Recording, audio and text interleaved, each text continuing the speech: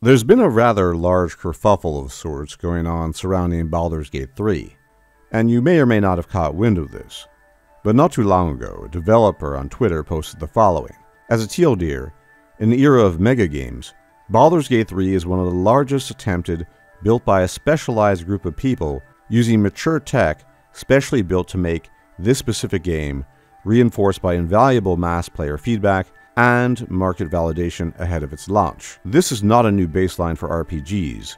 This is an anomaly, trying to do the same thing in the same way, especially without the same advantages, could kill an entire group of studios. Like a lot of people, I am deeply excited about what the lovely folks at Larian accomplished with Baldur's Gate 3, but I want to gently, preemptively push back against players taking that excitement and using it to apply criticism or a quote-unquote raised standard to RPGs going forward.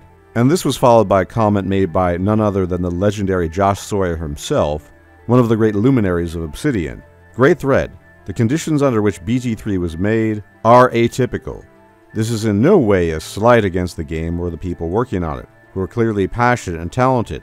The foundation set and the funding to build things on your own terms is invaluable. And then Rebecca Harwick, senior narrative designer at Grimlore Games, also left a comment for this thread and said, "You can't be appalled about how much big games cost to make and make those lavish productions the standard by which all games are judged. I hope Baldur's Gate 3 is a generous, once-in-a-lifetime RPG.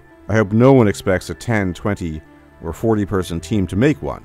Now, in discussing this, one needs to be fair and take account of whatever concerns that people have and factor them into whatever analysis one makes of it. But there are some problems at the outset baked into the statements made by these developers. For one, it seems glaringly obvious that anyone in their right mind would not compare what Larian is doing, a mega-sized studio with over 400 staff members and a significant budget, with what a studio of say 10 people and $100,000 can do. Gamers with some awareness are going to instantly recognize a great game produced on a limited budget and not fall prey to comparing it to something of the size and scale of Baldur's Gate 3. A relevant case in point here might be Black Geyser, an isometric CRPG made on a piddling budget by a few people, which unfortunately is currently going under last time I checked. The game was pretty good for what was available to the developers, and no one, and I do mean no one in their right mind, thought, why is this not like Dragon Age, or Divinity, or Baldur's Gate 3? And yes, I am aware that many people have already pointed this out, but I do think it bears repeating. It is unlikely people will look at games with clearly different dimensions and ambitions and budgets and lump them into the same pot, which at least vitiates part of the argument made by Mr. Nelson and others. However, there is much more to be said about his statement concerning the anomalous nature of Baldur's Gate 3. Now, I'm not a developer, nor am I somebody active in the gaming industry, but I do know that Larian's circumstances were indeed highly anomalous, in the sense that they are an independent studio and still manage to put together a lot of money to make this game. This means they have no one in terms of a publisher, other than investors and stakeholders, the ultimate powers that be, as it were, telling them what to do or yelling at them about deadlines, which is what Josh Sawyer was alluding to. When you serve a greater power, as does Obsidian Microsoft, you are not only beholden to that power determines your budget and to some degree time constraints. And then the ball is only partially in your court as a developer. But somehow, some way, Lord Vinca managed to still procure the funding necessary for this game, all the while remaining independent as a studio.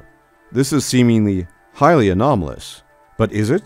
CD Projekt Red is also an independent studio, yet no one at the time of, say, The Witcher 3's release and subsequent elevation to one of the great games of our time made comments along the lines of what we've recently heard. Was The Witcher 3 an anomalously good game? Yes, especially the expansions, which exceeded the base game. But then again, conversely, Cyberpunk, beyond the disastrous release, was a worse game in virtually every respect. It was not anomalously bad, but neither was it anomalously good. It was okay. But the point is that there's something different about what Larian is doing that goes beyond the anomalous factors cited by critics. Because if the anomalous nature of the project were the sole criterion, then other studios, such as CD Projekt Red, would have been targeted as well, and there's been silence on this matter.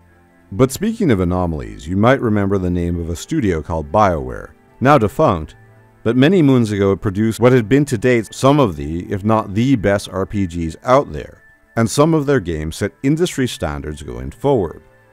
Think, for example, of the Mass Effect series, which was one of the first games with a definable voice protagonist with a very specific personality. You played as Commander Shepard and guided his decisions, but ultimately, Commander Shepard still had his own voice and personality. This format was something radically new when Mass Effect first came out in 2007. Of course, the Codex entries and many other features of that universe helped quite a bit, but Commander Shepard really did change things. So much so that certain companies, such as Bethesda, erroneously thought to ape BioWare in this regard by releasing a Fallout game in 2015 with a fully voiced protagonist, something that, much to the chagrin of God Howard and others, was not particularly well received. Still, Mass Effect's lively voiced protagonist set a standard for the industry that has continued today in countless titles, some of which have been incredibly successful, such as the recent 2 God of War games, which have been critically acclaimed. Now again, the question rears its ugly head. Was the voice protagonist of Commander Shepard, as a feature, anomalous for the year of 2007? Yes, it absolutely was. And yet I do not recall the vociferous voices of criticism we hear now at that time, enjoining the consumer to restrain his enthusiasm and brace himself for something more pedestrian, because Mass Effect in this regard was anomalous. No, the reality is that anomalies sometimes become generation-defining in terms of gaming, precisely because the anomalous games are exceptional and offer players something different that had previously been unknown or unthought of. And in the past, no one thought to bat an eye at something new, innovative, or creative. And yet now we are regaled with admonitions about how we, the player base, must temper our expectations and allow for the insipid and uninspired to once again rule our thoughts, that we might gird our expectations against disappointment by embracing the depressing reality that so much of modern gaming has become, as if this were told to us for our sake and our well-being, rather than to act as a cover-up for the all too familiar green-eyed monster that lurks within us all, namely envy. And let's be honest, there's much to be envious of when it comes to Larian's qualities as a studio. They're ambitious, disciplined, devoted, and above all passionate. And speaking of passion, as I intimated in the previous video, I cannot think of a single studio in all the years I spent on Earth to display so much obvious passion for what they're doing. And please note Sven hiring out a castle and prancing about in full armor. The half-hearted and grudging respect accorded to Larian seen in this light makes sense, as what they are doing is anomalous, which means it is exceedingly rare. But there are 2 different ways to interpret the anomalous. On the one hand, to view it as something that will never occur again, and therefore something that ought to be written off, as we are indeed being encouraged to do so by competing developers, or the alternative interpretation, in which to view this, namely in similar fashion to the days of yore, when developers made breakthroughs and brought new innovation, and we rooted for them and celebrated them as a beacon of hope and a sign of positive future change for games. Something to strive for, and ultimately, something to admire. I know which camp I sit in this regard, and perhaps you do too. Thanks for your time, but before I go, I'd like to invite you to my Discord server, where you can discuss Baldur's Gate 3 with like-minded people, as well as other RPGs. And as always, thank you for tuning in, and if you like my content, you could leave a like, comment, share, and subscribe.